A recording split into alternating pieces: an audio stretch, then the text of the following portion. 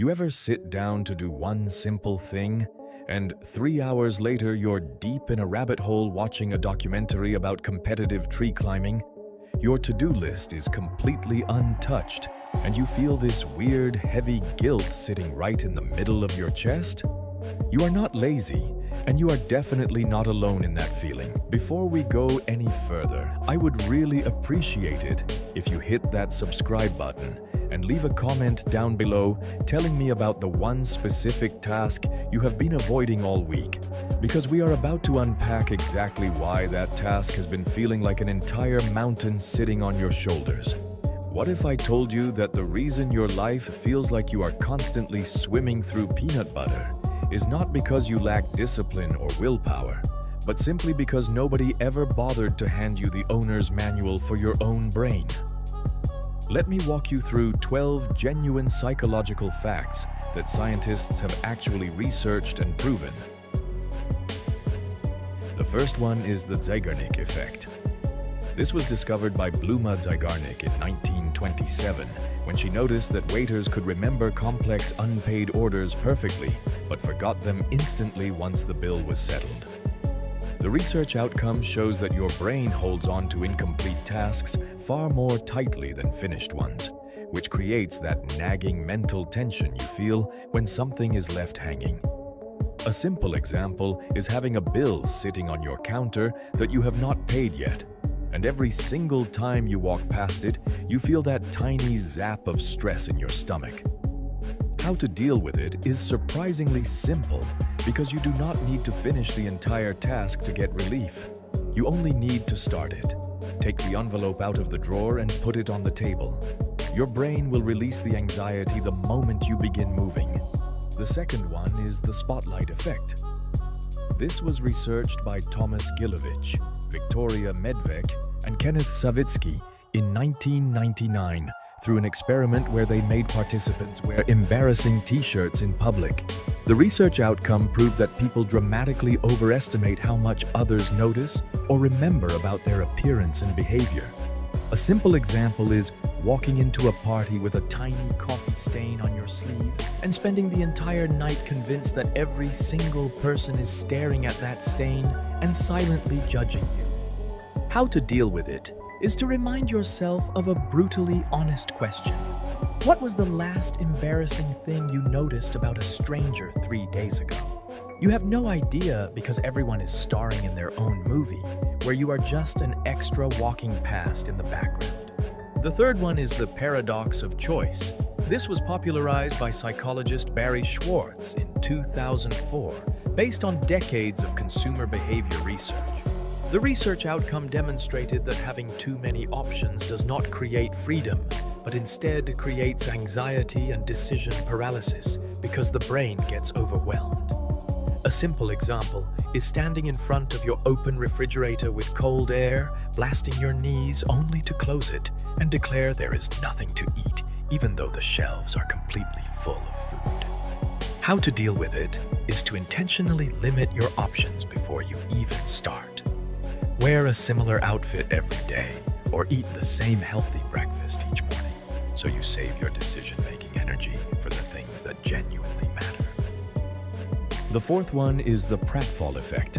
This was studied by social psychologist Elliot Aronson in 1966 through an experiment where an actor answering quiz questions was rated as more likable after spilling coffee on himself.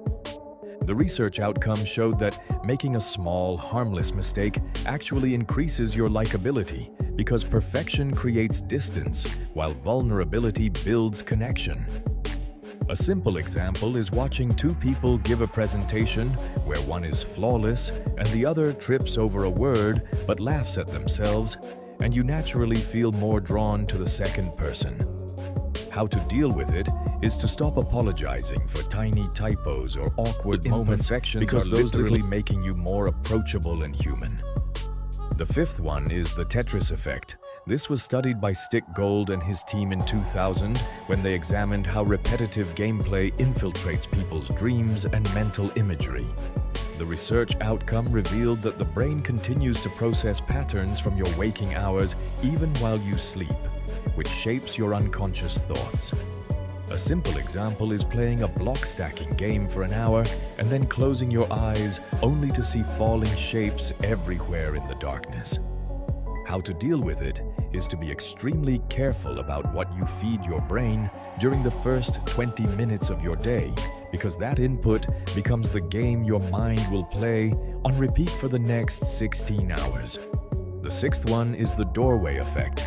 This was investigated by Gabriel Radvansky and his team at the University of Notre Dame in 2011. The research outcome proved that physically walking through a doorway creates a mental event boundary that impairs your memory for information from the previous room. A simple example is walking from the living room to the kitchen to grab scissors and then standing there like a confused ghost because you have completely forgotten why you made the trip. How to deal with it is to say the word out loud as you cross the threshold, like saying, "I am getting the scissors," because your brain listens to your spoken voice much more attentively than it listens to your quiet internal thoughts. The seventh one is the Ben Franklin effect. This is a classic example of cognitive dissonance theory, first proposed by Leon Festinger in 1957 and named after an anecdote from Benjamin Franklin's autobiography. The research outcome showed that doing a favor for someone actually increases your liking for that person because your brain tries to reconcile the action with your feelings. A simple example is having a coworker who seems cold toward you, and instead of trying to do a favor for them to win them over, you ask to borrow their pen for a moment. How to deal with it is to use this backward psychology deliberately, because when someone helps you, their brain quietly thinks, "I just helped this person, so I must actually like them on some level." The eighth one is the illusion of transparency. This was researched extensively by Kenneth Savitsky and Thomas Gilovich in the late 1990s. The research outcome demonstrated that people consistently overestimate how much their internal states like nervousness or boredom are obvious to outside observers.